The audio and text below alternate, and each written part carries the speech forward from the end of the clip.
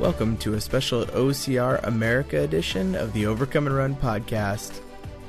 All week I'll be talking to Evan Prepares as he goes on his journey for OCR America to support the charity Folds of Honor. At the end of every day we'll be doing a race recap of everything that he experienced out on the course. So let's hear about day one and let's go talk to Evan.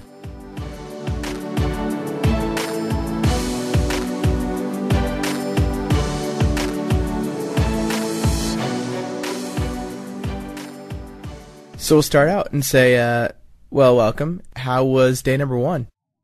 Day number one was good. The biggest, I knew this going in, but Tough Mudder New England is possibly the hardest Tough Mudder course I've ever seen.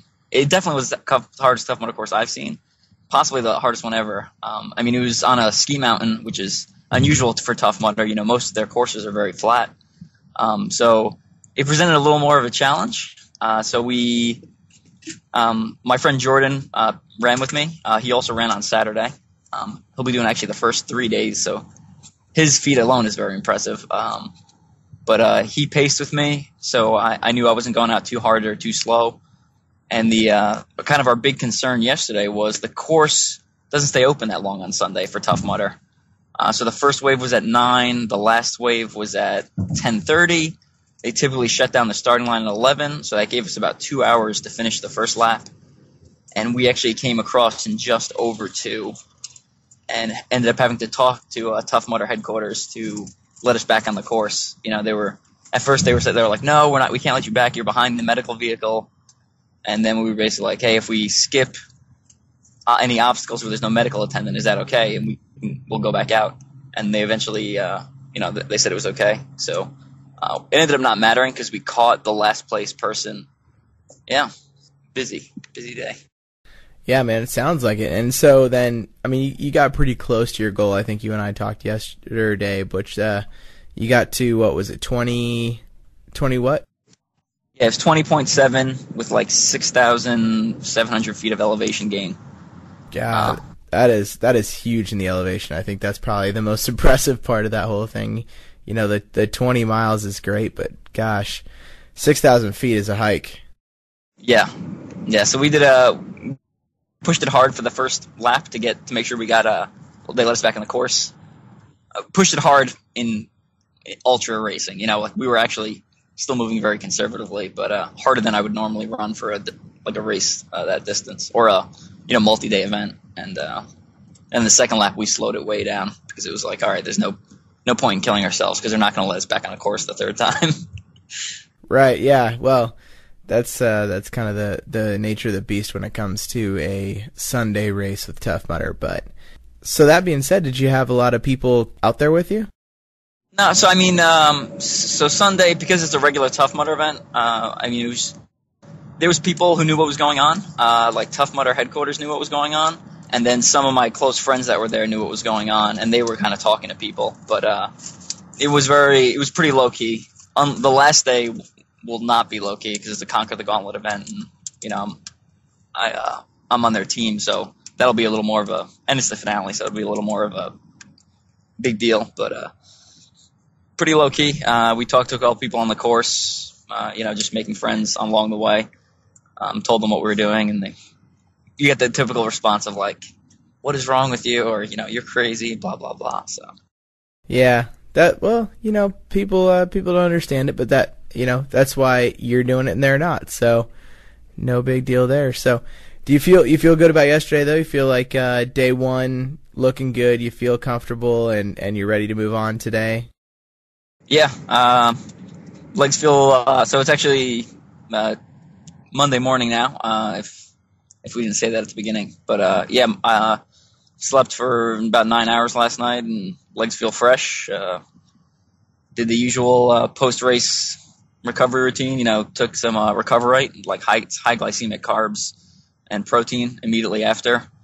Put on my compression socks to help with blood flow. Ate a meal, high carb, high protein meals in an hour. And then last night I had those actually borrowing those Normatec boots. They're like the compression pants that inflate by zones. They're like super expensive, but they're awesome.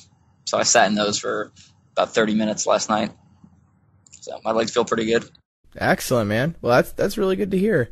That pretty well summarizes your day yesterday. Is there anything else you want to share kind of about your first leg of this journey? It's been fun so far. I got my wife, baby, my dad, and my friend Sty with me. So we got a decent sized crew with a van. Stayed at some pretty shady hotels the first 2 nights, but we're trying to save money because the whole charity thing. So it was interesting. The air conditioner wasn't working very well on the first night, and the bathroom was also carpeted, which is like the grossest thing I've ever seen.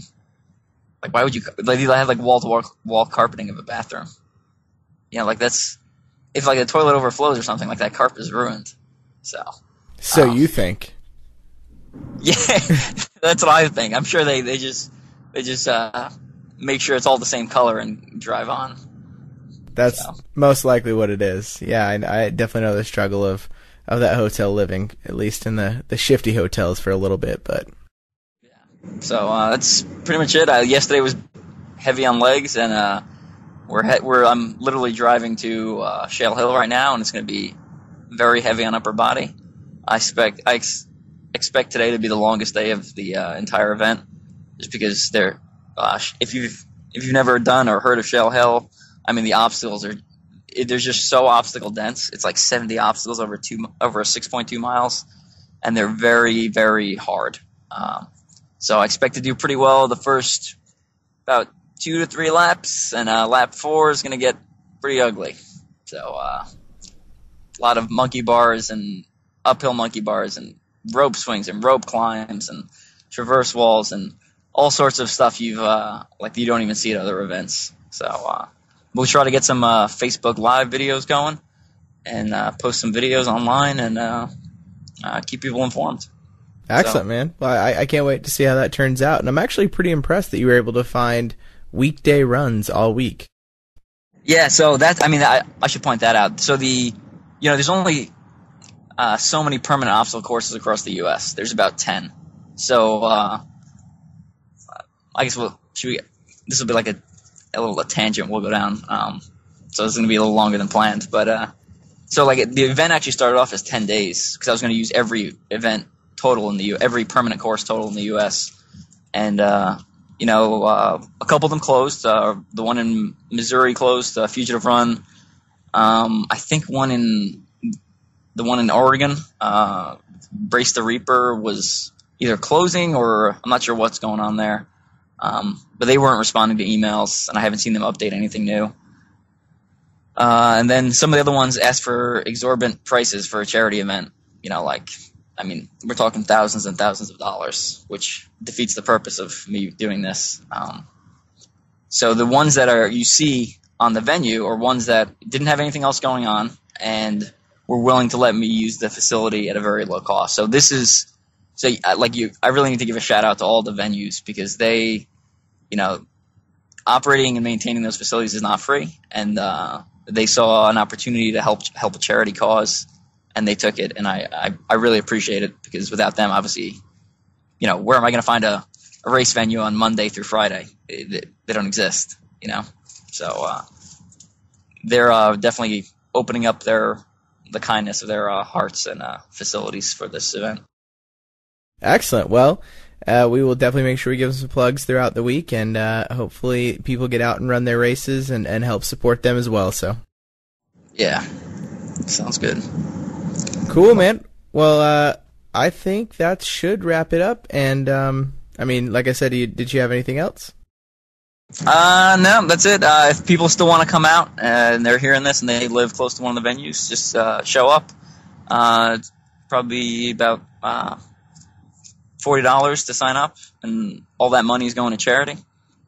So, good cause. Come out, have a good time, and if you haven't donated, throw down a couple bucks on the donation site. The quantity of money is it's the thought that really counts, in my opinion. So, if people donate $1 or $2 or $5, that's, to me, that means more than, be like, oh, I didn't donate because I wasn't going to donate 100 or whatever. So, just it's the thought that counts, and I appreciate all the support that people are giving me on social media. I think that's it. Awesome, man. Yeah, no, you're absolutely right. It doesn't have to be a ton of money, because if everybody thinks that way, nobody's going to donate anything, and then 20 people donating $5 or one person donating $100, you know what I mean? It's still, you're getting to that end goal. Exactly. All right, my friend. Well, good luck today, and I look forward to talking to you this evening. All right, sounds good, Jay. All right, we'll talk to you soon.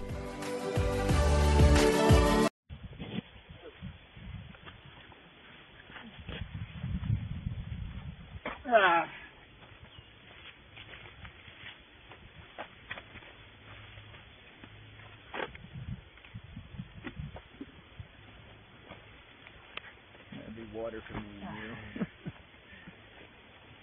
Still here. Lap 3, day 2. OCR America.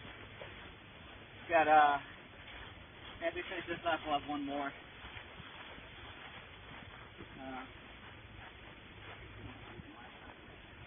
There it is. So if you haven't been to Shell Hill, it's worth checking out.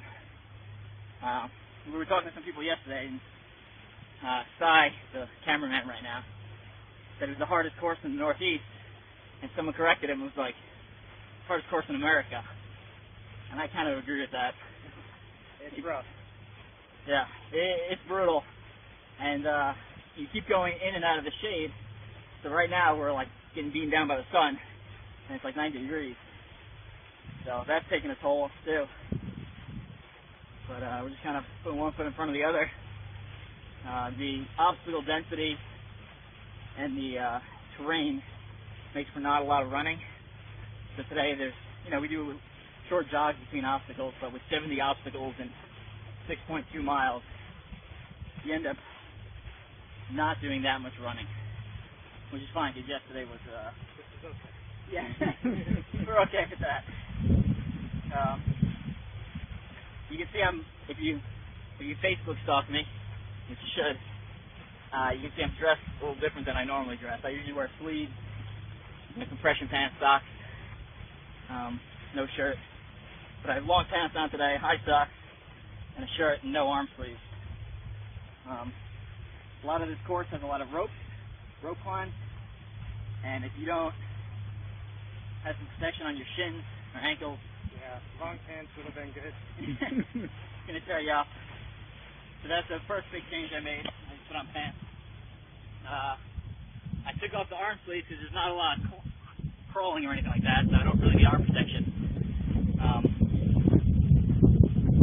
Put on the shirt because there's a lot of hay bales to go over, and I remember when I did Shell Hill, it like scratched up my stomach real bad. And with a week-long event, I don't need to be covered in scratches head to toe.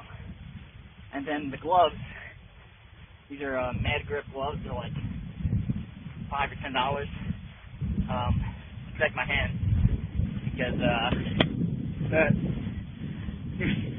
that. It'll rip off your calluses.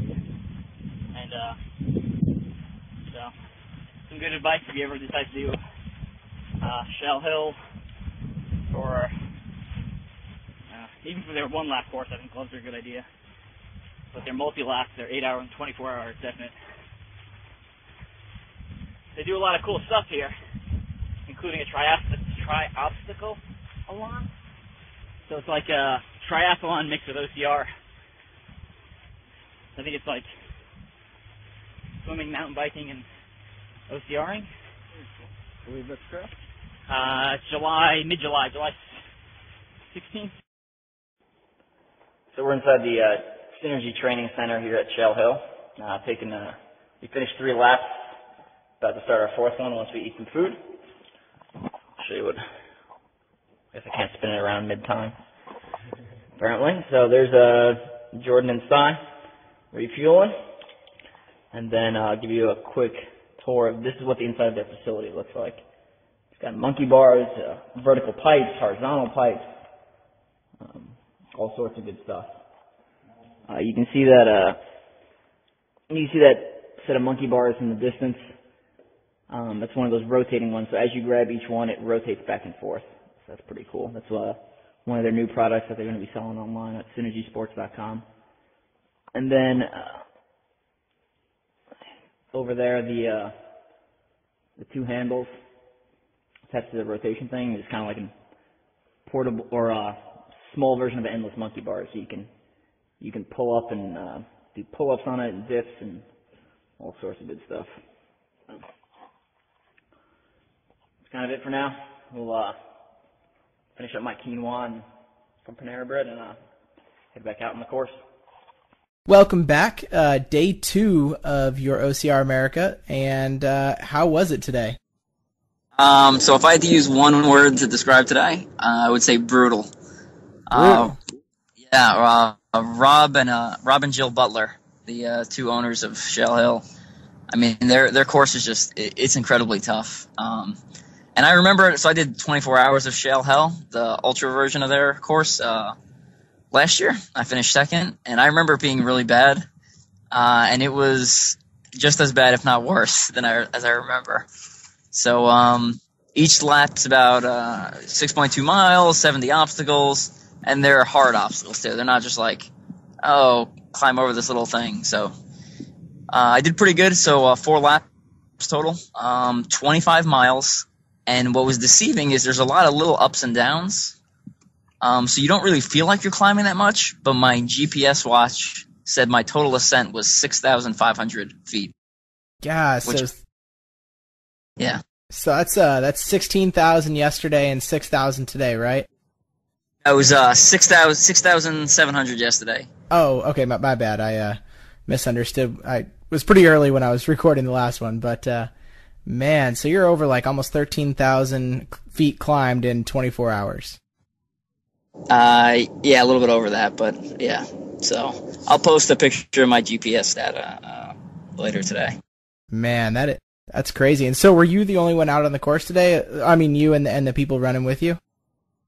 So it was me. Yeah, it was me, Jordan Smith, and Sty, one of my pit crew guys. So Sty did basically he did a lap with the obstacles, and then did a lap kind of walking, and occasionally would do an obstacle. And then Jordan did 3 laps. So he did the first, third, and fourth, and he did most of the obstacles on 1 and 3, and then again he wasn't doing every one on lap 4, but he did a bunch of them. Right, and then it's day 3 for him, right? Because he did Tough Mudder Saturday and Sunday. Correct. So he's at 3 days of 20 plus. So he's yeah, he's trucking along. Man, that's tough. Is he running with you tomorrow as well? Tomorrow will be his last day, so a total of 4. And like I said, I'm hoping tomorrow's a little easier. Yeah, wow, that's tough. So I did pretty good on the first 2 laps. I think I failed 2 obstacles. Uphill monkey bars and this Tarzan swing thing, which is basically like 20 vertical ropes in a row that you're supposed to traverse.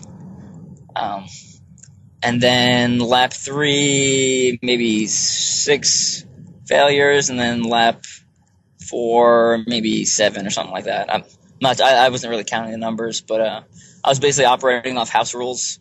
So for 24 hours of Shell Hill, I basically followed the rules for that. So it was like 30 Spider-Man push-ups for failure for laps 1 and 2, 15 Spider-Man push-ups for lap 3 for failure, and then 8 Spider-Man push-ups for lap 4. So, awesome. I mean, I was doing penalties, and then if I could physically do the obstacle, I would do it. So there's been a whole bunch of videos on my Facebook page, and I got like another half dozen that I need to upload. Just the reception out there was so bad, we couldn't do Facebook Live, so we're stuck with the videos. And then I'll upload them. No, the videos were great though. I saw those today. I was watching them, and it looked like a good time, man. It looked like you were having a good time, and I mean the struggle is definitely an issue, I guess, but it looked like you were having fun either way.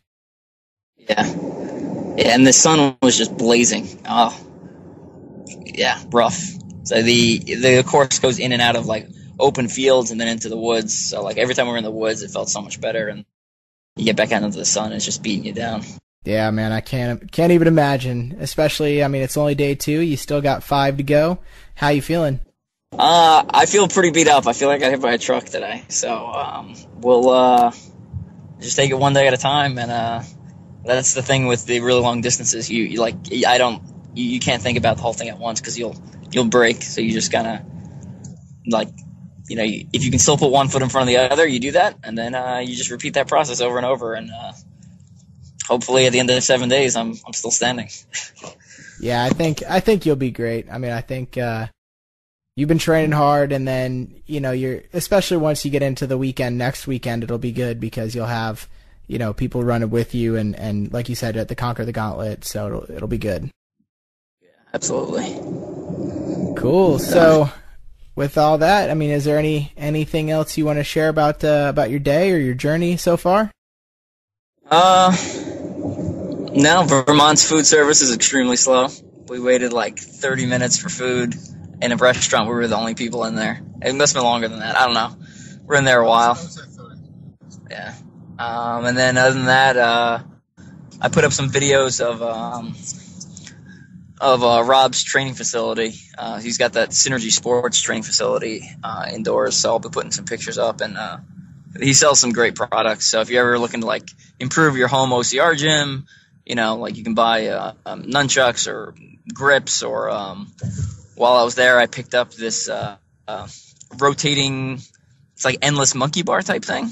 It's kind of hard to explain, but it's like center point pivot, and there's like 2 kind of handles sticking out of the far ends of a pole.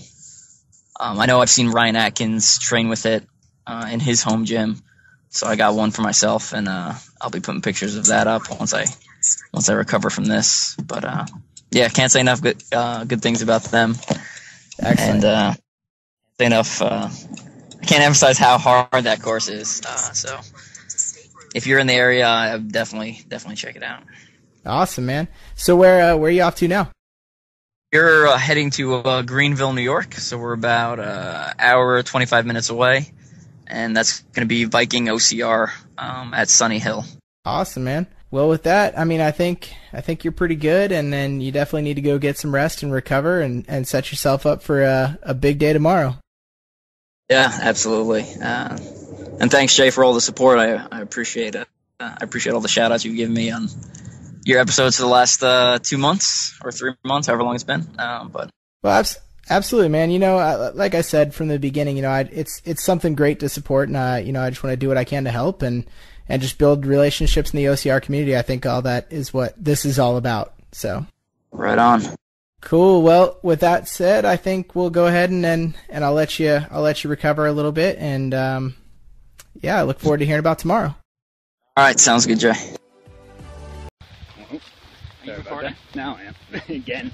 Are we recording now? Yeah. Oh, okay. You started monkey bars. Yeah, so we're I did that in post. We're day 4. Day 4 or 3? 3. I'm obviously losing it. Day 3 of OCR America. This is lap 4. We're at about 17.5 miles. I was commenting that at first I was like, yeah, Viking OCR is a great beginner course. But it's really not. It's just that yesterday was so bad that it makes it today seem easier than it is. They do have some good obstacles here. They have a high, like 30-foot rope climb. They have a couple of these big ramps that we'll show you later where you actually have to, you go over a ramp and then you descend on a rope. Traverse wall. That goes on forever. Yeah, you'll see a lot of the obstacles here are similar to Shell Hill because Rob Butler, the owner of Shell Hill, actually came here and helped design some of their course. So you'll see like slight variations of them from some of his unique obstacles over there. Other than that, Jordan finished up today. He did just one lap today, so totaling about 65 miles over 4 days. He's crushing it. He helped me a lot. Brianna, one of the girls from World Stop Smiter community, was out here. She'll be back out here later. And Neil Carey's out here. Say hi. He's been out here all day, crushing it with me, so he's on lap 4 too. And your cameraman is Cy. who is usually the cameraman. So, Alright. And you're good. alright. We're here at Viking OCR. Day 3 of OCR America. We're about at mile 19.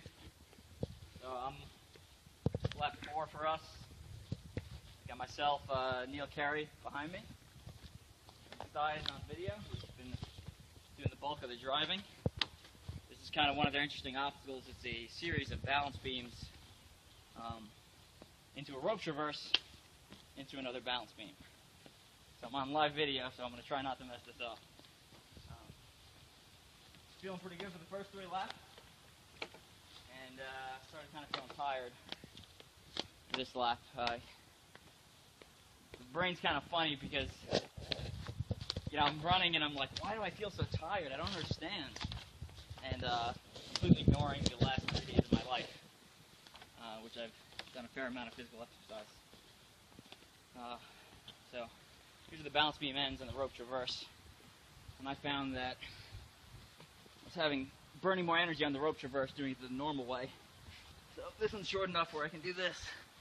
Let's see if I make this up long.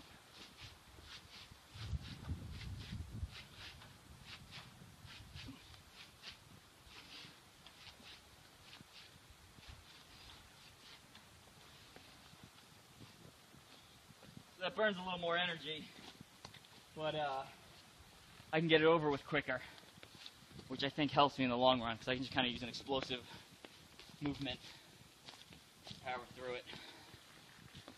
We got a couple more videos coming up for Facebook that we'll upload once we get back.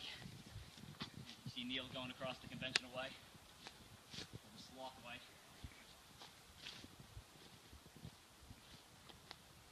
Live on Facebook, Neil. No pressure. Don't screw up. Yeah, don't screw up. Yeah. So we're actually out here earlier, and the NBC, the local NBC News was out here. So they filmed this obstacle too. So they said that episode's not going to air, or whatever we're on, it's not going to air for another week. So a little bit after the fact. That's all right.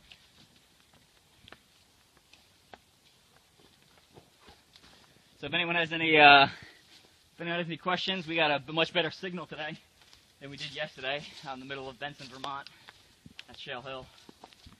So we're near Greenville, not that far from Albany. So if anyone has any questions today, just comment below or on one of the other videos, or comment below on the live, and we'll try to answer them as we do obstacles. Try to keep everyone informed. If you haven't donated to Folds of Honor, please do so. That's the whole purpose of this thing. So they give Scarlett. They give extra money to children whose parents were killed or wounded in action. So even if you're only going to donate $1 or $2, that's great. Enough people donate $1 or $2, that makes a big difference. That's kind of it. We'll hit you back up at a couple more of the more interesting obstacles. All right, well, welcome back from day 3 of your OCR America journey here. So, how was day 3 for you? Day 3 was a lot better than day 1 and 2. The terrain was a lot flatter, so it was about 700 feet of elevation gain per lap, and about 5.5 miles with 32 obstacles. So I actually ended up making up some ground because the last couple days were a little short. So I ended up doing a total of 6 laps of 5.5 miles, so that's 33 miles today. So it would have been a shorter day, but I tried to make up some of the mileage, so we were out there quite a long time, like almost 11 hours, I think it was. Man, that is crazy. So I guess what I'm curious about is you're on the road and you're doing all this. How are you keeping your nutrition right? So I guess let's start during race. So during race, I use my sponsor's product, Hammer Nutrition, because, well, 1, because they work, 2, because they sponsor me, and 3, because they're one of the few companies who really makes fuel for ultra endurance. So they have, I've been drinking a lot of Perpetuum, which is it's basically a fat carb protein mixture.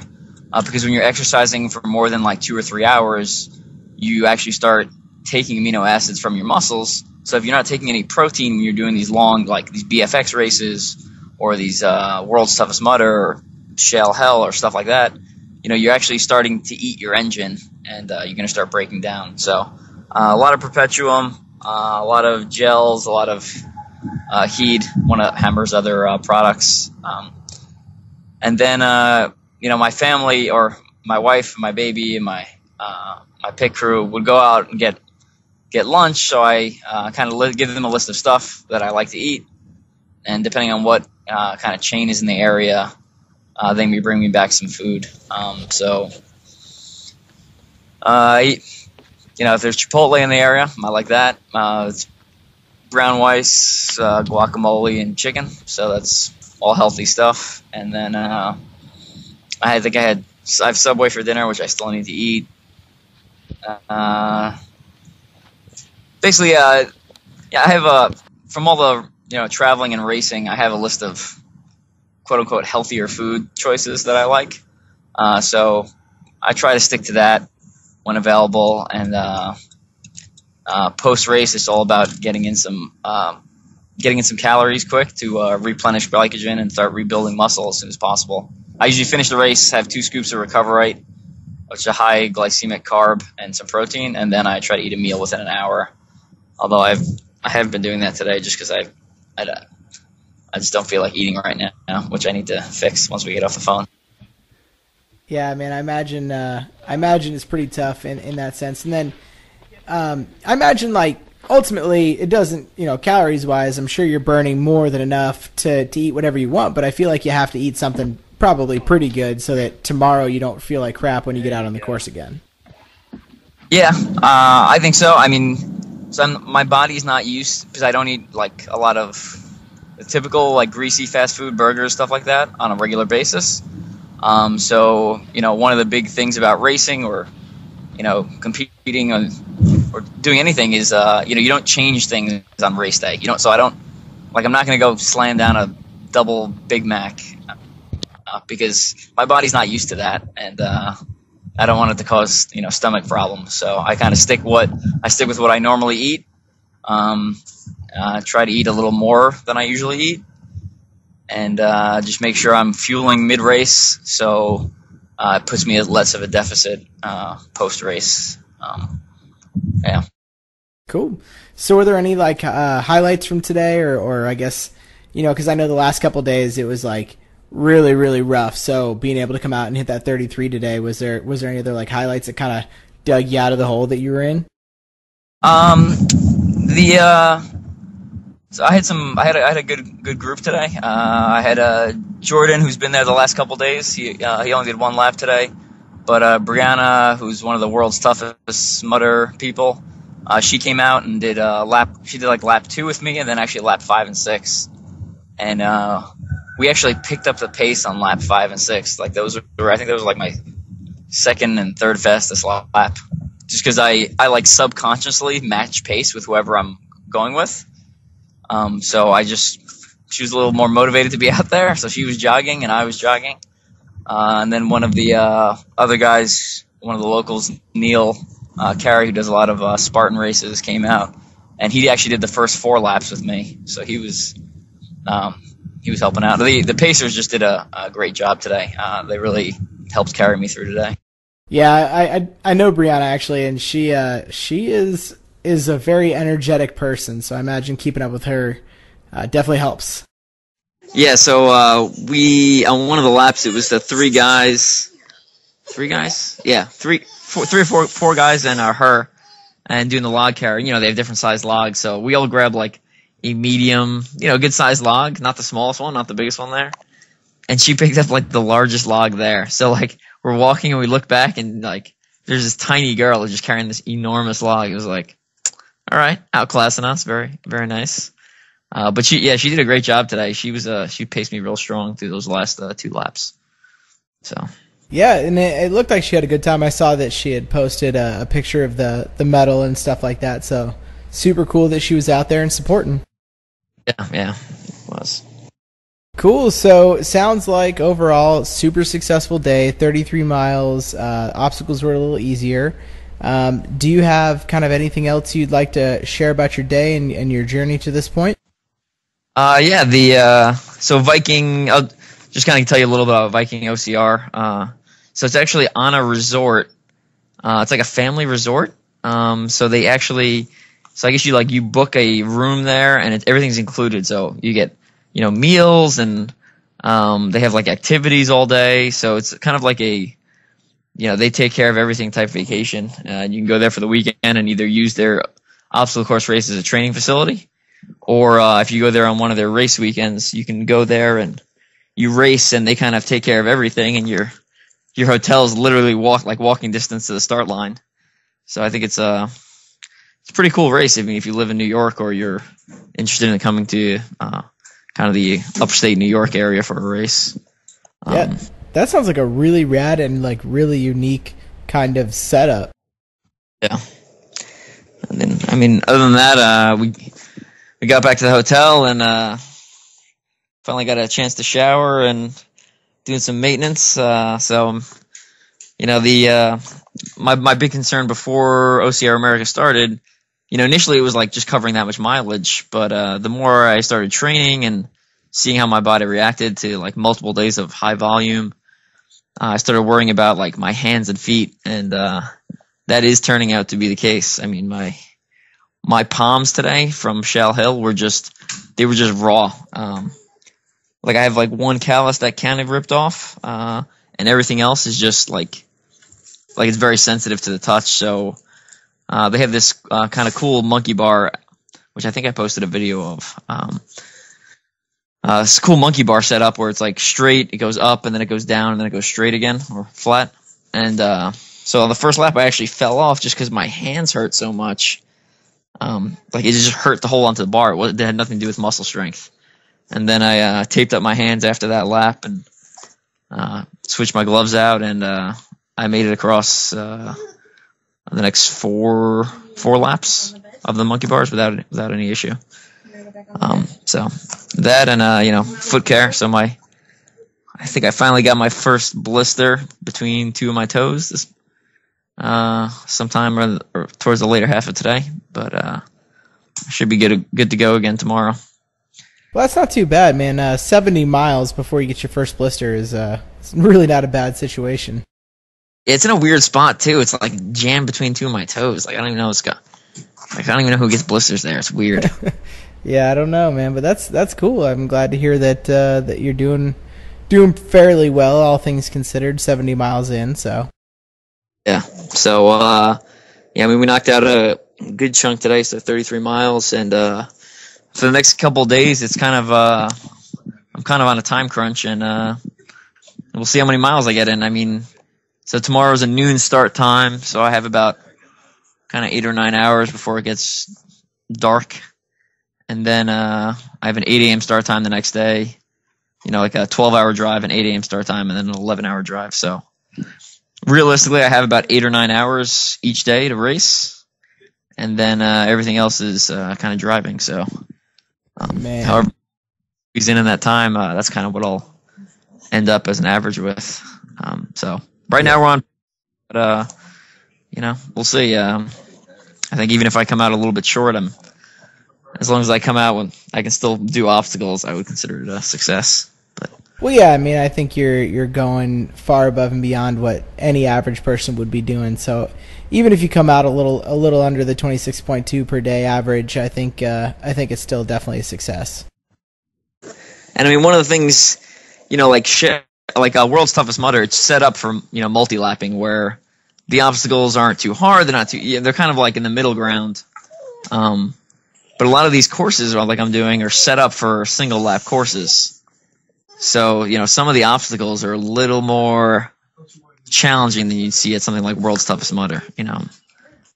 Doing multiple rope traverses, multiple sets of like fairly difficult monkey bars, and you can just, if you go to my Facebook page, I mean, you can see we try to take videos either live or record depending on reception of some of the more interesting obstacles per venue, just so people can kind of see what these venues look like.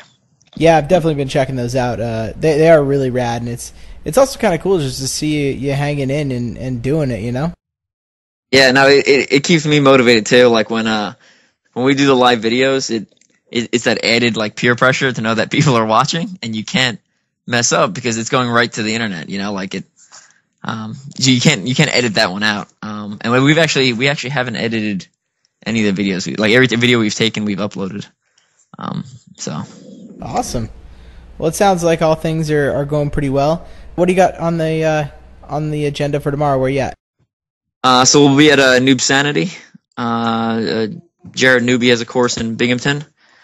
I think it's like a 5K course. I know they have tiered obstacles, so kind of like what Battle Frog did this year. I'm not sure who was first. I feel like Noob Sanity was first, but I'm not positive. So they have kind of tiered obstacles, so I'm interested in that. And we have some pretty good, fairly good turnout. The whole event's kind of small, but we have a pretty good turnout tomorrow. So we'll get to see a couple different people and, talk to some people, get some different stories. I like hearing opinions and just bullshitting to help pass the time while we race. I mean, today I was talking about everything from like world's strongest man to, I don't know, like personal family stories, over the 11 hours I was running around. You got to do something to kill that time. I mean, running can only be so exciting. Yeah. So. Cool, man. Well, I will let you, go relax in your compression pants, and hopefully your legs hold up for you tomorrow. And I'm looking forward to talking to you tomorrow evening when you get done. And yeah. Sounds good. All right, my friend. Well, you have a good night, and I will talk to you tomorrow. All right, sounds good. Hi, this is Evan Preparis for OCR America, Day 4 here at New Sanity in Binghamton, New York. And this is Mud Run Guide Takeover. Take it real easy pace. Jog a lot of the flats and the downhills. Walk a lot of the uphills. Kind of stay as a general group. Hi, I'm Jared Newby, and welcome to Noob Sanity. Evan's going to be crushing out about 26 miles on this course today. All right, welcome back. This is day 4. So, how you feeling today? I'm feeling good. I feel today was a lot easier than some of the previous days. So it was a good it was a good break, a nice change of pace from some of the previous days. So I'm feeling good. My hands don't seem to be that much worse, and my feet seem fine, and my muscles feel good. Motivation's still high. It's just a matter of my pace is just slowed, so I'm just logging miles at a comfortable pace and trying to stay within myself, and so I can make it to the end. Yeah, well, I mean, I imagine that as time goes on, you're definitely gonna slow down a little bit, and that's okay and kind of to be expected. So, how did you do today? How many miles? Somewhere between 24 and like 25 and a half, depending on whose GPS on the low side, it was around 24. My GPS was pulling up like 3 miles, but some people were saying it was 3.2 per lap. So, somewhere in that range, 24 to 25 and a half-ish range. Yeah, I mean, that's good, though. I mean, I don't think the extra mile is going to make or break, you know what I mean? So we'll call it 25 for fun. Yeah. So today the course was at Noob Sanity. It's in Binghamton, New York. And what's kind of cool is it's actually Jared Newby. It's in his backyard. Like they own a good chunk of property outside of Binghamton, and they started off like building like a couple of small obstacles to train for like World's Toughest Mudder and some of their other obstacle races. And, just over time, they've just kept developing it. And I mean, you can go, we did all of our posts today on Mud Run Guide's Snapchat, and you can see these obstacles and they're just enormous. And it's literally in this guy's backyard. It's crazy. That's rad. So does he do a regular race there, or is it just his thing, and just because you knew him, he was able to hook you up? No, he does a regular races there. They've actually, they're got a very good community going there. So they do like Wednesday night training sessions. So like every Wednesday night, people are there training, just kind of running at their own pace or practicing obstacles or whatever. And then they also do a couple of races a year. So their next race is actually July 30th. It's that one's like a trail race. It's not actually an obstacle race.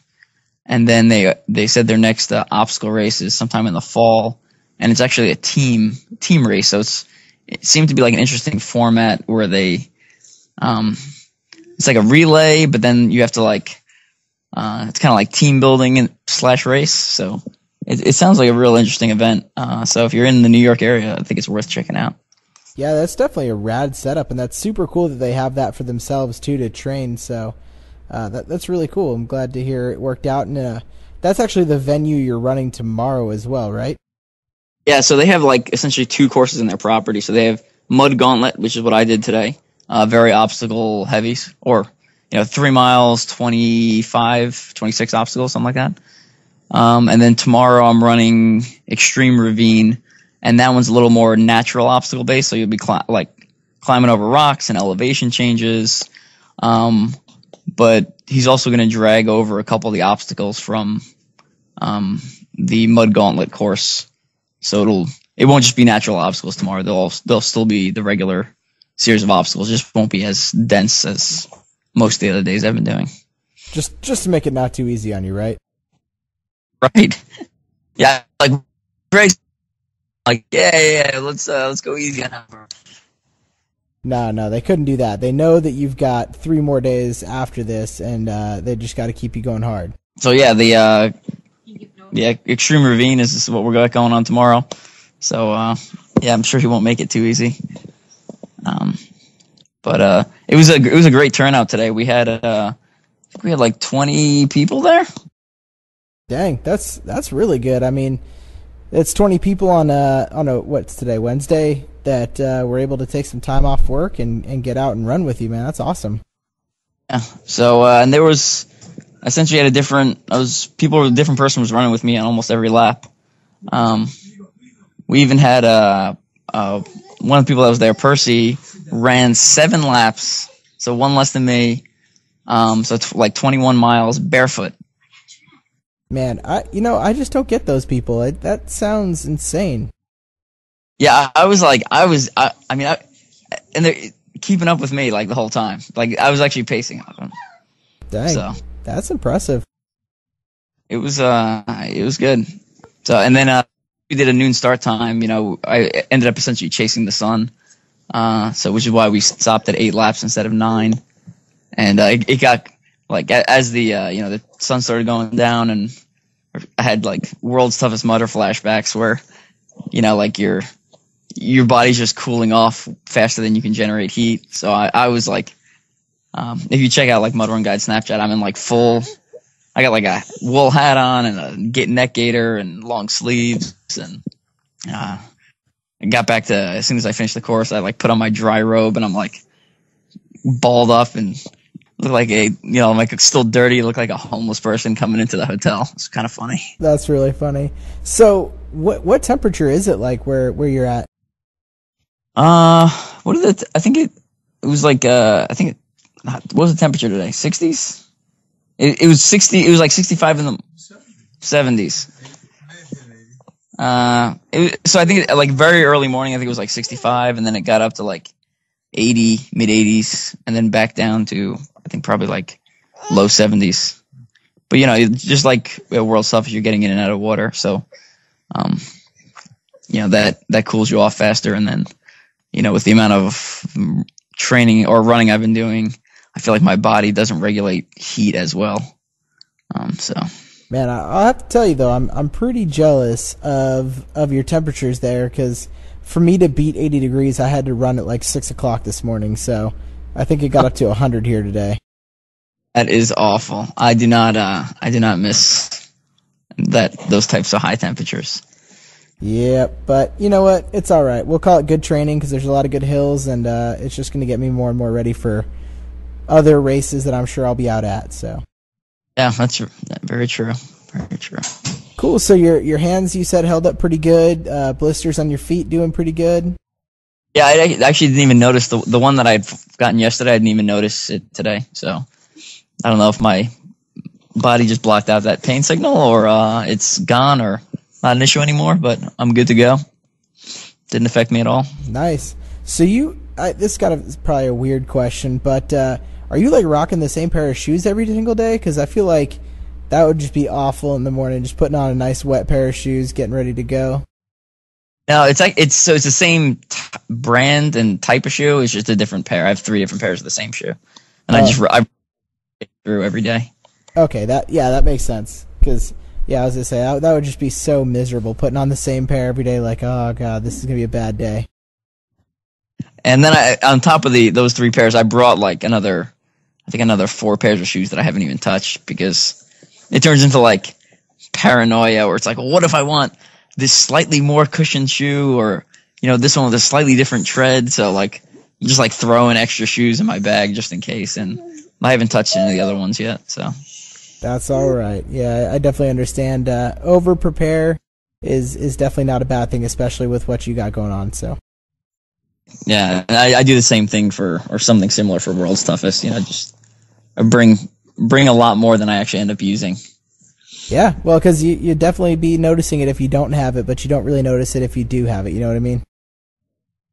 That's 100% true.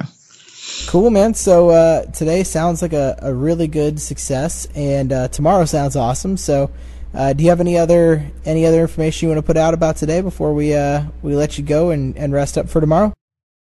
I don't think so.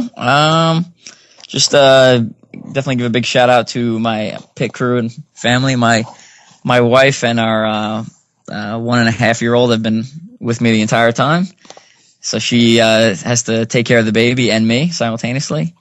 And my dad and best man are also here, so they've been taking care of me. So, which is not an easy task in itself. So.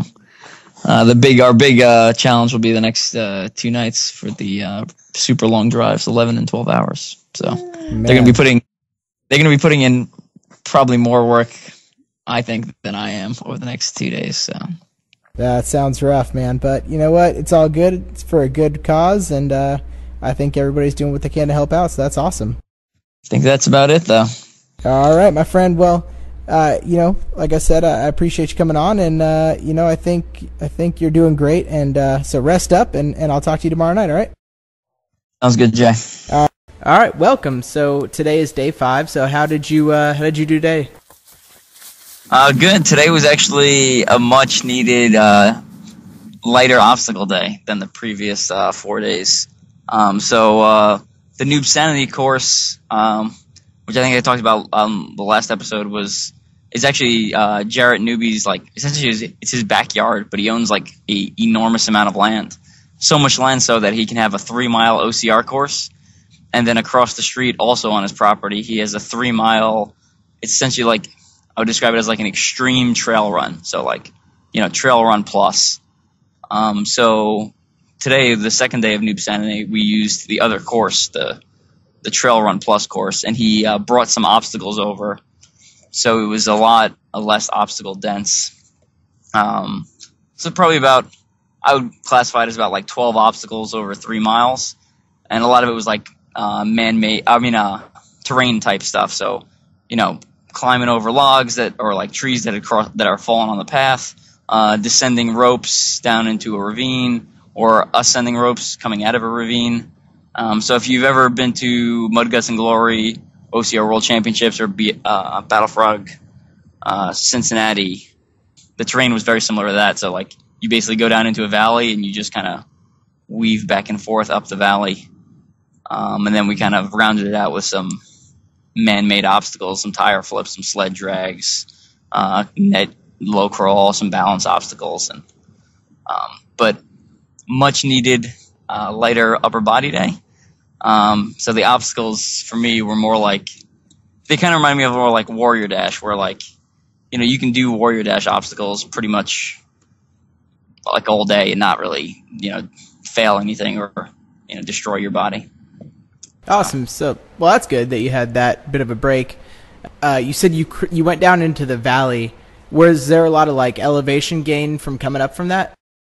Yeah. So so while it was a break for my upper body, it was not so much a break for my lower body, because I think each lap was 850 feet of elevation gain, and we did 7 laps. So fair amount of elevation. And we actually, I was planning on doing one more, but I'm just the pace I'm moving at and the change in elevation and the need to make this drive before the next event kind of limited that. So that's why I only ended up getting 21 miles, even though I'm physically capable. I was capable of doing another lap or two easy. Well, that makes sense. So you got, 21 today, you did 25 yesterday, 33 the day before, and then it was, 22 and then 20? It's 25 and then 21 the day before. Oh, okay. Yeah, so the first three numbers you said were right, and the last two were slightly off. But okay. Yeah, so I'm averaging about 25 at this point per day. That's perfect, man. That's almost right on target. So, I mean, when you're considering over the course of a week, you can't really complain about a mile difference from what your goal was, you know? That's very true. And so when I made the initial goal, I'm using my experience at various obstacle courses. So I hadn't been to a lot of these courses, so I don't know the elevation. I mean, you can read it online, but you really don't know until you get out there and see the terrain, see what type of obstacles they have. So it's it's different, I was expecting easier obstacles kind of across the board, and I feel like I've been doing BFXs for I felt like Sunday was a Tough Mudder on a mountain, and I felt like Monday, Tuesday, and Wednesday were 3 different BFX events. That's the kind of stress I felt like it put on my body. It's very upper body intensive. Right, and you were saying just a couple of days ago about how you were kind of, I wouldn't say expecting, but in the past you've ran World's Toughest Mudder, which they set the obstacles up for your success for a 24-hour race, but now you're not planning for that distance, or these races aren't planning for somebody to run that distance. They're planning on somebody to run either a 5K or 6 miles or whatever it is, and you're doing a lot more than that. So you're really taxing yourself on the obstacles. Right. Yeah, they're planning for one and done, and you redline it for whatever 40 minutes, and that's it. And they're not planning for me to schlep on their course for 6 to 11 hours, depending on the day. Yeah, exactly. So, did you have a group out there with you today? Smaller group. So than yesterday. The Noob Sanity, I can't remember if I talked about this yesterday, but they've really built a very great community there around that race series. So they have everything from elite athletes like Jarrett Newby, the owner, finished 8th at World's Toughest Mudder, and I think it was 2014. His dad, also Jarrett Newby, has won his age group at World's Toughest Mudder for 4 out of the 5 years that it's gone on. And then they have some other elite athletes, Katie Vitale, I think she just won a Battle Frog a week ago. And then they have crossovers from other sports. So this girl Jen who does triathlons was there. But then there's also a whole bunch of other level competitors. So you get the open wave people and the people out there just to have a good time or people to lose a couple pounds. So really a very broad, representative OCR as a whole, that whole spectrum. So a lot of them were out there on Wednesday because it was, afternoon start into early evening. And today, morning time start, not as many. So I think we only had about 5 people out there today. But Jarrett ran the entire 7 laps with me. And the guy Percy, who had done the, was it 20, how many miles did he do? He did 21 miles barefoot yesterday, came back out today and did another, 15 miles barefoot this morning, which is just insane. Yeah, because why not? I mean, who needs shoes and who doesn't want to run that much? And it was crazy. He's keeping up with us. He's we're not moving, we're not blazing speeds through the woods, but he's a couple paces behind, no shoes, just cruising along. It's impressive. Yeah, definitely. I absolutely agree with that. Cool. So at least you had a couple people out there with you to run the course today. So you said that this wasn't a very obstacle intensive, so you gave your hands some time to heal today. Do you expect tomorrow to be pretty intensive on your hands? Because you said you were having issues with that a couple of days ago. Yeah, I think tomorrow and the last 2 days will be obstacle dense. I want to say they had, I'm getting my numbers confused, but I want to say they had like 60 obstacles per lap at Dirt Runner. And some of them I haven't seen all of them, just going off what I've seen online. Some of them seem very cool. Some of the ones they posted, one of them's like a swing into a net above water. And one of them was like, looked like something off of Wipeout, like this big kind of a soft foam roller type thing that you run across. And then I think they have the usual stuff of like walls and log carries and some other pretty interesting stuff. So I'm curious to see what they have available tomorrow. I know the owners who I've been talking to recently, they do, I'm sure I'll give you a better rundown tomorrow, but they do a lot of cool stuff there. They do nighttime OCRs. They do essentially obstacle-only OCRs, so, I guess the equivalent of short course. And they also do like kind of like a strongman type thing called DRX games. So I'm excited to talk to them tomorrow and bring back some more of that information to kind of spread it through the OCR community. Yeah, absolutely. And, well, I mean, I guess it's good today that you had that break because it sounds like tomorrow your hands are going to get wrecked. Yeah. And then Conquer the Gauntlet on Saturday I know what I'm in for there, so at least it's a known pain, but I expect that to be a rough day too. Yeah. But it'll also be and there'll also be a crowd there, so you have that extra incentive to look a little stronger than you feel. Right, and it's that last little sprint. It's like no matter how bad it hurts, it's done, and you're not racing again for a while. Right. Yeah, I don't race again until the end of July, and it's just like a little local OCR. Yeah, I feel like after this, you got some time off. Yeah. It's it's important to take rest, and I think as OCR athletes across the board, a lot of us just want to go all the time and not take an off season and not do any sort of build up. And I think if you want to be, if all you're looking to do is have fun, that's a great option. But if you're looking to be competitive, you really need to plan your season out. So I thoughtfully did a 4-month build up before this, 2 months of very intensive obstacle stuff, then this event, and then basically a month off. And after that, we'll start prepping for OCR, WC, and World Toughest Mudder. Sounds great, man. Yeah, I'm definitely with you. I think I'm only prepping for World's Toughest, but neither here nor there. So do you have any last bit of information about today or tomorrow that you want to share before we get out of here? I don't think so. We'll see how I'm feeling tomorrow after sleeping in a moving car all night, and see how many laps I can get in. Again, tomorrow is limited by time constraints. We got another 11-hour drive, so we'll do what we can and go from there. Yeah, that's rough, man. But good luck sleeping, and I can't wait to hear how it goes for you tomorrow. All right, it's good talking to you, Jay. All right, you too. All right. Yeah.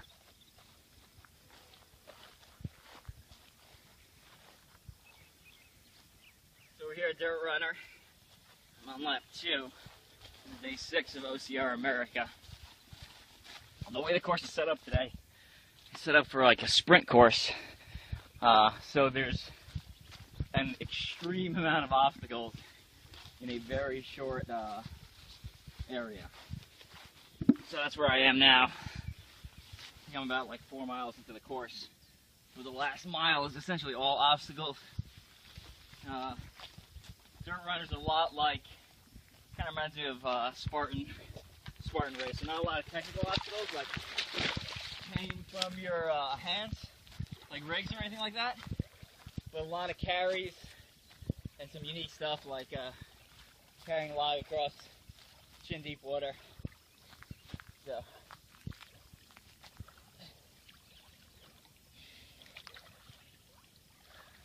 you'll also see a lot of things like really long, or like long low crawls through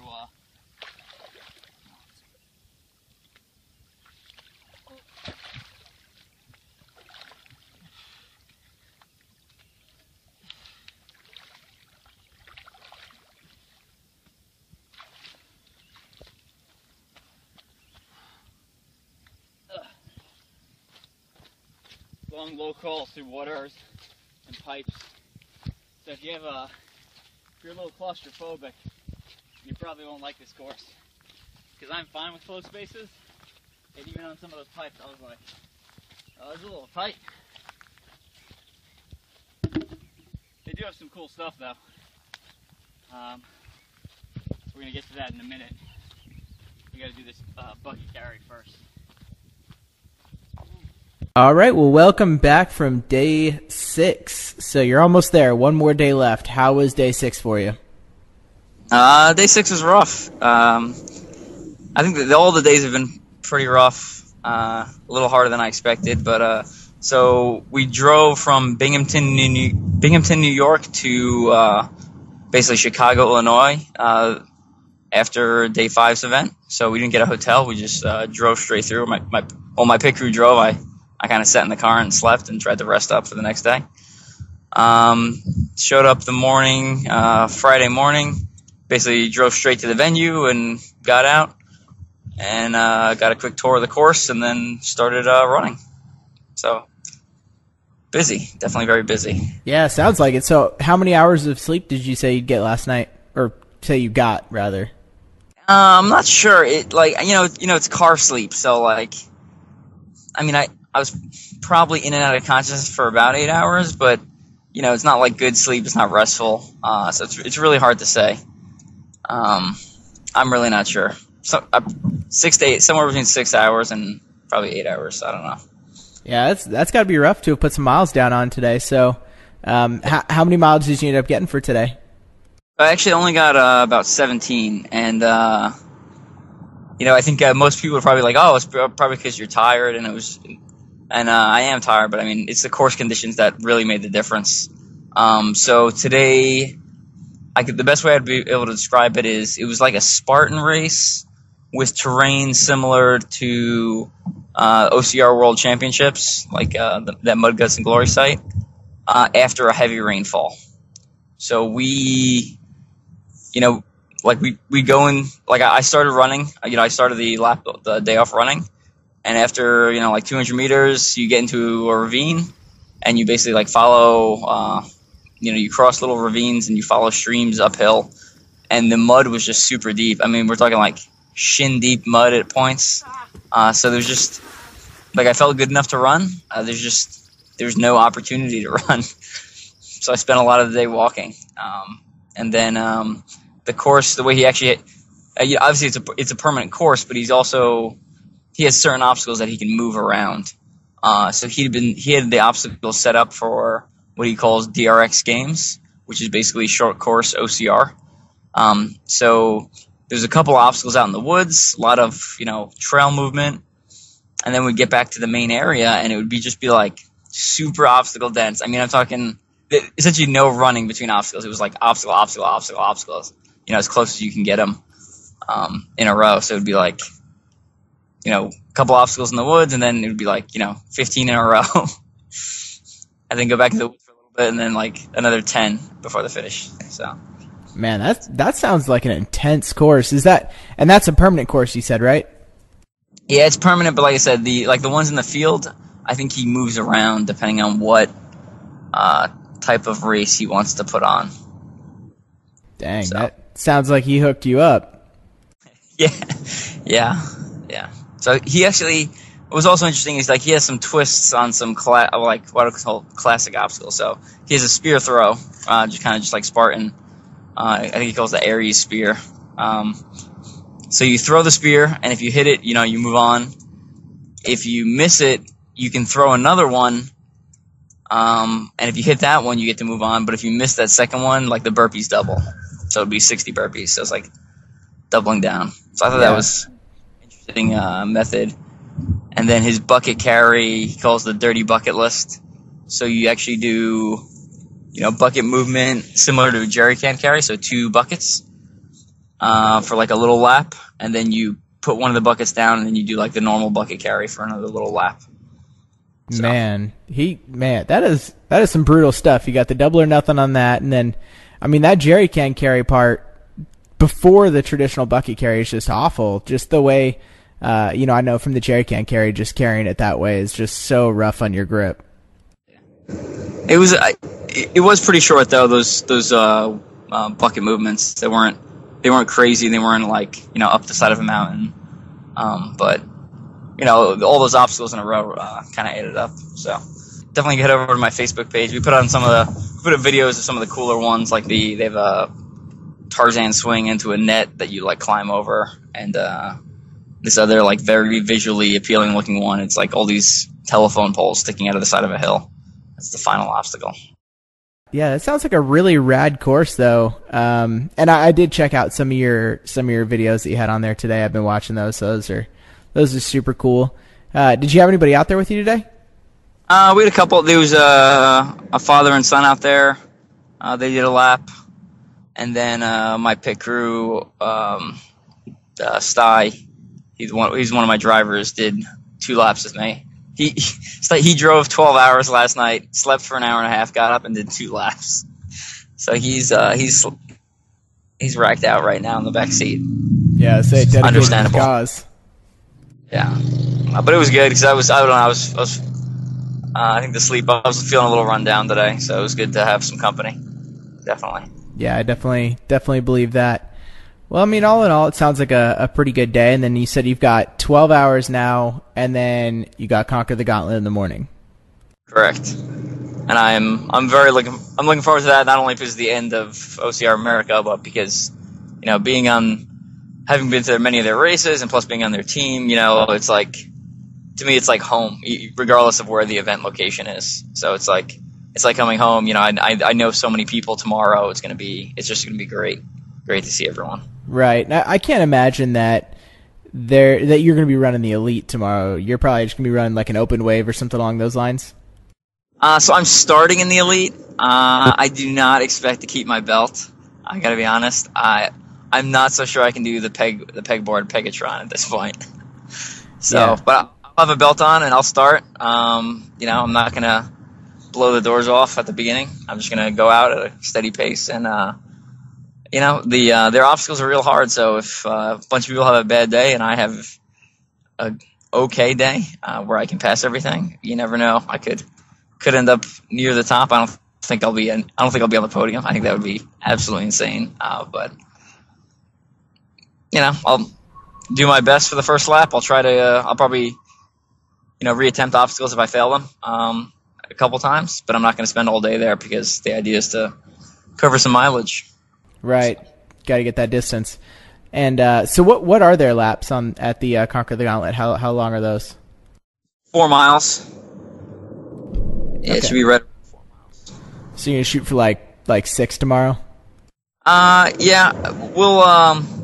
So based off of how many miles I've done over the week, I know I'm not gonna hit the average of 26.2, which is fine. That number I just kind of I pulled kind of out of my butt. It just I needed a goal to shoot for. Otherwise, I'd have trouble telling my body when to stop or when to keep going during the day, because obviously the later it gets in the day, the more you want to stop. So I just needed a mark on the wall to shoot for, and it worked because that what was that, Tuesday? I put in 33 miles. I put in a really solid day there. But I think when we talked on Tuesday, I said soon, the sun, I'm gonna be chasing the sun, and then I'm gonna have to cut it short because of driving.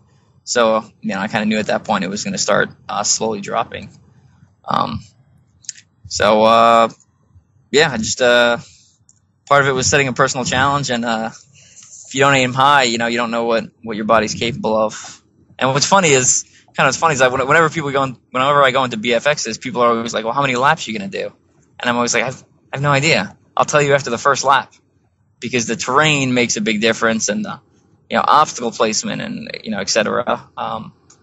So I almost didn't even take my own advice for my own event, which is kind of funny, because what ended up happening was the terrain played a huge role. And for example, today, just the terrain was not conducive to running, so I couldn't cover that much mileage today. So even though I felt okay. I agree, but I think you also had to give some kind of, distance. Otherwise, it would sound a lot worse if you were like, Evan prepares his OCR America, where he runs a lot of miles for 7 days. Right. That's a very good point. Yeah. Yeah. So, I mean, giving yourself that marathon distance a day is an awesome goal, and you've done a really awesome job, chasing it. So, I mean, no shame. Yeah. So cool, man. So I've been, I've obviously logged a lot of miles. I think I'm at like 141, and I did the rough math in my head, and 1,000 something obstacles, and like over 20,000 feet of elevation gain, and I managed not to hurt myself at all until today. So I was going up a balance beam, like the terrain was covered in mud. I just planted my left foot, slipped, landed on my hip. So the last lap and a half, my hip was bothering me. So we'll just kind of power through it tomorrow. But yeah, at first I was like, oh, why does this have to happen? Then I was like, I'm pretty impressed I made it like 6 solid days without falling. Because that's, anyone who's done any OCRs knows, between obstacle, every time you jump off an obstacle, that's a opportunity to twist an ankle or, hurt yourself. Yeah, so I would say that I've hurt myself to a minor degree, maybe not very bad, at almost every race I've done. Yeah. So with Ultra OCR, I try to be more deliberate about when I come down off obstacles. I'll try to lower myself a little slower. Versus like short course, I'll kind of go high risk, high reward. Because a second matters, a couple seconds matter, in like a 5K course versus a 24-hour course. Like if I jump off the top of the world's toughest motor wall, that's not going to win me the event. No, you're but absolutely right. Up my ankle and lose the event almost instantly. So right. Yeah. No, I definitely agree with you, and I think, at least for me, every time I've hurt myself, it's been like a complete accident. It wasn't even like me being sloppy, just, like at the last Tough Mudder I ran, I was pushing myself up over the 8-foot walls, and my left hand slipped, and I came down on my ribs and bruised a couple of ribs. It's rough. Yeah, it just happens, Yeah. And actually, I was going to write an article about it. There's been a lot of injuries in OCR this season, especially with like the entire female elite battle frog team was sidelined at one point, minus Lindsay, for various things, and some of them were flukes. I think Claude hurt her Achilles tendon or something, or basically just playing around on an obstacle, not even during a race. She just hopped off an obstacle and hurt her Achilles tendon on essentially doing nothing, something you do every day. And that's the worst, when it's just you were just screwing around and you hurt yourself. You weren't even trying to push yourself. Yeah, I think she was testing an obstacle, but not during a race at I think it was the college championship. She's just I'm just gonna jump off this, and landed funny, and a couple months out of the year are suddenly gone. No bueno. Cool, man. So do you have any last bit of stuff before you get out and go back to resting? I don't think so. I mean, it's been great meeting all these race directors and kind of seeing what they're doing. Every one of the venues I used, like I said, they really opened their doors to me, and it was cool to see that they're actively trying to do more than whatever they're currently doing. Whatever level they're at, they're always trying to expand. Versus, I've been to other permanent facilities that, from year to year they do less. So all the facilities I went to were like, yeah, here's what we're looking at for the future, and I don't want to give away. I'm not sure if they want me to spread the word yet, so I'll kind of keep that to myself. But yeah, they were all looking at expanding in some way, whether it's building new obstacles or hosting new events, or new types of events, or partnering with other permanent facilities. I mean, I think they have good stuff planned. So. Awesome, and I'm sure you do as well, but I just love seeing OCR in general grow. So I always love seeing these smaller races kind of push their way up into the bigger name.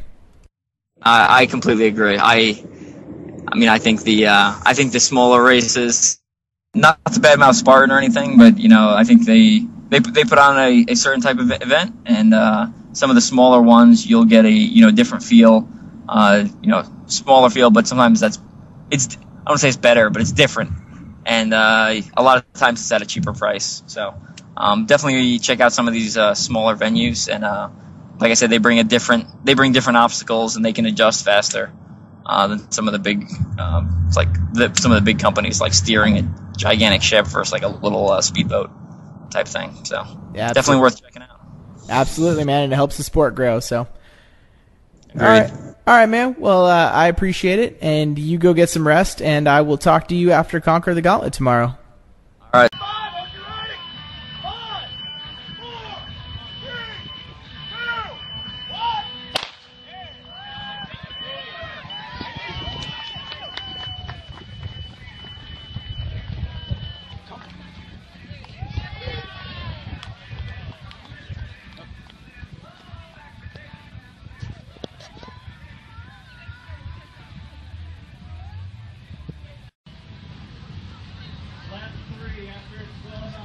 Started lap 3. So, feeling good. Of course, not too bad. Actually passed Pegatron on my first lap. Didn't pass it on the second lap, but yeah, hands are a little rough. Passed Stairway to Heaven both times. But good course here at OKC. Nice, a lot of sections that I can actually run on, unlike yesterday, which was a lot of power hiking. So, actually put out decent splits. Averaging a little under, I think I'm averaging like 1 hour 25 minutes per lap. So, get around, depending on what time we close the course today, somewhere between 18 and 24 miles, something like that.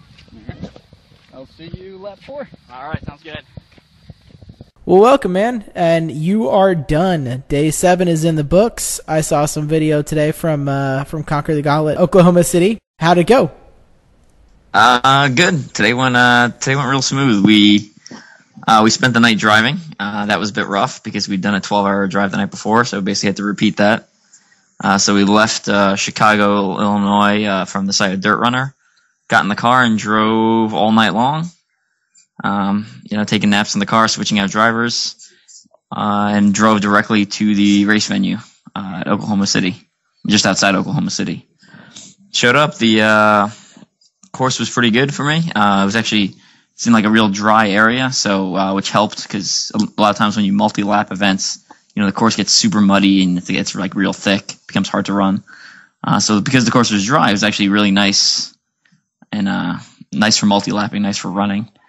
And I felt like it was like one of the first times I felt like I got a break all week between all the different venues I've gone to, as far as like the terrain itself. It was still rolling hills.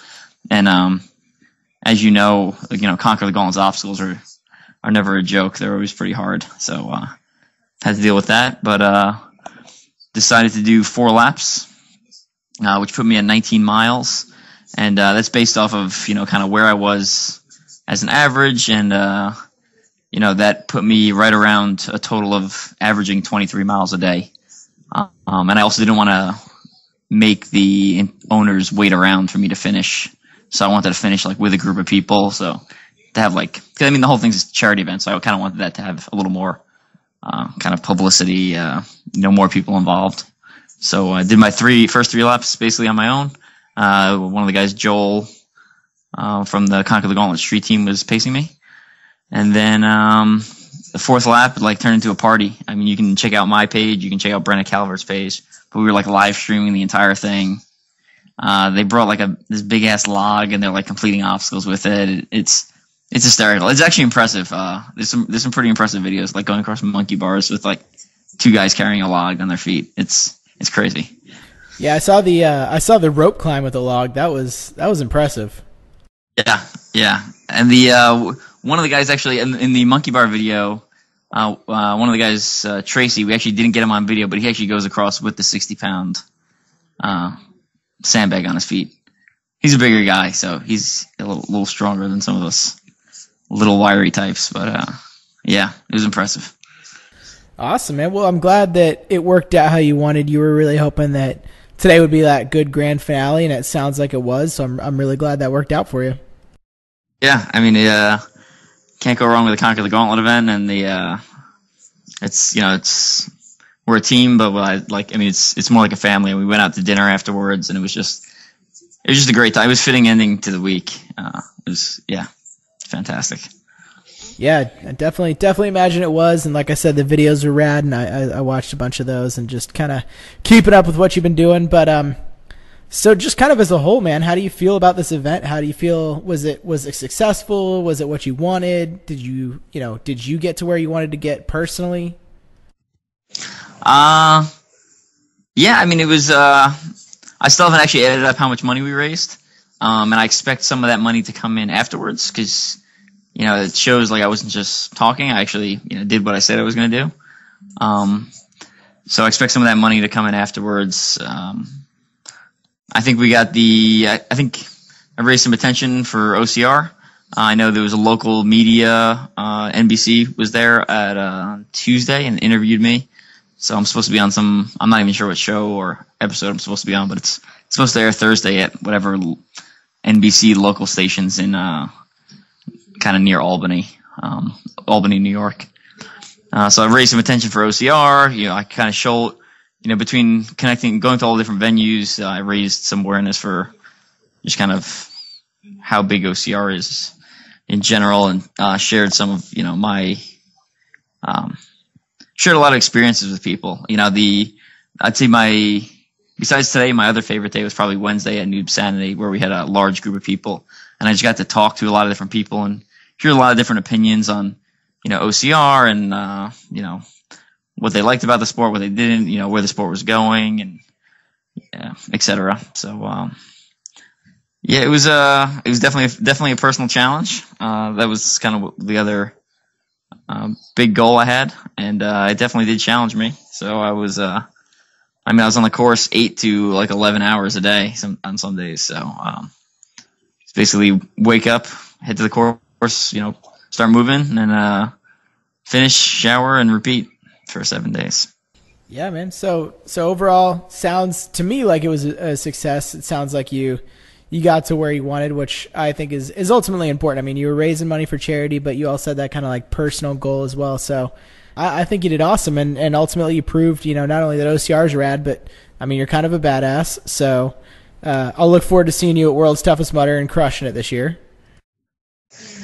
Yeah, and I know when I first tried to get or was about to get into OCR, one of the things that kind of held me back was I actually didn't think the people in it were serious, serious athletes. And while I'm obviously more the endurance guy, I don't think anyone looking at the athletes we have in the short course and the long course and World's Toughest Mudder, all across the board, could even say that with any sort of amount of truth to it. I mean, I think we show as OCR athletes we can hold our own, whether it's the long distance stuff or the short course stuff. Well, I definitely agree, and I think that there's definitely no shortage of money and time that most elite athletes are willing to put into their OCR game.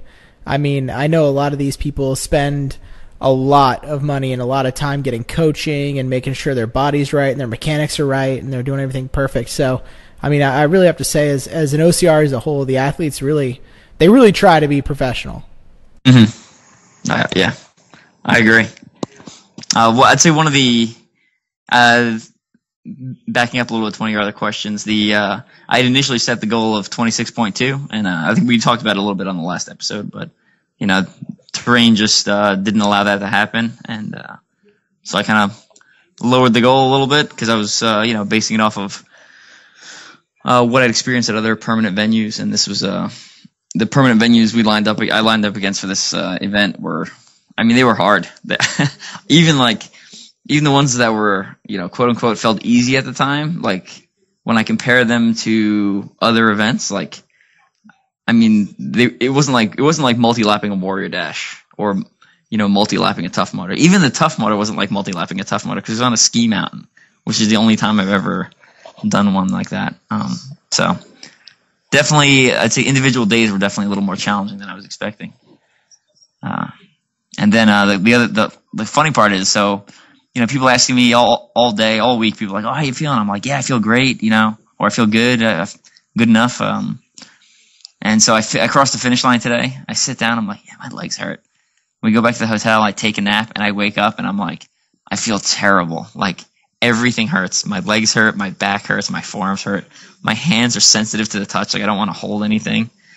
I think it just goes to show you how strong your mind is. It literally can block out pain it's amazing. Like, I kind of like amazed myself, like, because I was just like ignoring all these like little aches and pains for the last week, and I finally said, okay, I can relax, and my brain's like, you're in trouble. What did you do to us?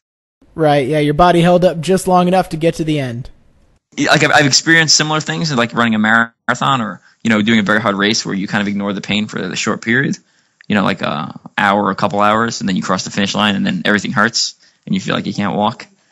But I've never had it, like, extend out like this for, like, a week, where I kind of just, like, your mind's just being like, okay, that hurts, but it's not important now. Pretty interesting feeling.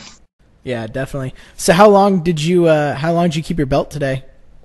Oh yeah, forgot about that. Yeah, so I made it to the. So before I went into the race, I was like, all right, I'm gonna try every obstacle twice. If I can't do it twice, I'm just gonna move on, because I can't be standing around all day retrying obstacles. So I actually lost it at it's called the Tarzan swing. It's basically the Conquer the Gauntlet version of the rig, and it was like nunchucks to like a bunch of balls to nunchuck to a couple more balls. I tried there. My hands were just so sensitive to the touch that I fell off almost immediately on the first one, and then I tried it again, made it about halfway to 3/4, and fell off again. And I was just like, all right, I really want to sit here and finish this, but I can't be wasting my day there. And if you've never seen Conquer the Gauntlet's Tarzan swing, their rig, what makes it hard is, unlike regular platinum rigs, you can keep the holds close to your body. These are spaced out pretty far, so it's the equivalent of doing a rig with every other hold missing. So you actually you need momentum, and you need to have movement to be able to reach the next hold. Like maybe 6 or 8 holds, but it's really the equivalent of 12 or 16 holds, but half of them are missing. Yeah, and it sounds like because of how much you have to stretch, you have a lot of weight on one hand for a period of time while you're getting to the next grip. Yeah, that's correct. I mean, you can look at pictures of me from, I think it was Kansas City, and I'm like, their pictures it looks like I'm stretched out completely. I'm a pretty short guy, so yeah, definitely a challenging thing. But then what was funny is I got to Pegatron, and I was like, this isn't going to go well. My hands hurt, I'm exhausted. And I got through it no problem. I just breezed through it. It's like, what the? I know that's the one you said you were worried about yesterday. Yeah, that went fine. And then I couldn't do that past the first lap. But the other ones I got, I did Stairway to Heaven, the one that's going to be at the OCR WC. Very cool looking obstacle. Ninja Warrior, I think, calls it Devil Steps, but I did that one 4 times, even though my was tearing up my hands. But yeah, good times. Good. I'm glad to hear it. I'm glad to hear that overall it sounded like it was a success. Today was awesome. Good kind of icing on the cake, or cherry on top, or whatever an analogy you want to use. But it sounds good, man. So any other kind of last stuff about today or about the 7 days as a whole? No, I mean, I think I covered everything I want to over the course of the 7 days. Obviously, I couldn't have done it without the support of my wife, my baby, my dad, and Sty, my driver / runner. He did 60. I think he did 60 miles total, or 61 miles over the course of 7 days. So he was, he'd run a lap or 2 per day and film some stuff that would go on the internet, and then he would also basically drive from venue to venue. So he was super crucial. And then all the people that came out for pacing, you have no idea. I think they're like, oh, cool, this seems fun to go out with someone, but I don't think they really understand how much easier that makes it. So that it really takes your mind off of things, and it helps pass time. But yeah, they huge help for all the people who participated. And we still have some leftover medals and T-shirts. So if anyone wants to donate, my offer still stands of it's $25 for each one, plus a $10 shipping fee. So you can go to teamstrengthspeed.com or go to my Facebook page. You can look that stuff up and make a donation to Folds of Honor. You know, if you respect what I did, or like what I did, or whatever, please make a donation. Like I said, any small amount counts. So, yeah. Excellent, man. Well, I'm really glad to hear it, and I hope that I hope this does spread awareness. As being in the military as well, I really support what you did for that charity and stuff like that. So, I thank you for going out and doing that, because that, again, raises awareness and everything like that. So, super rad. I think this was a good week, and I enjoyed talking to you every day. So, thank you for coming on.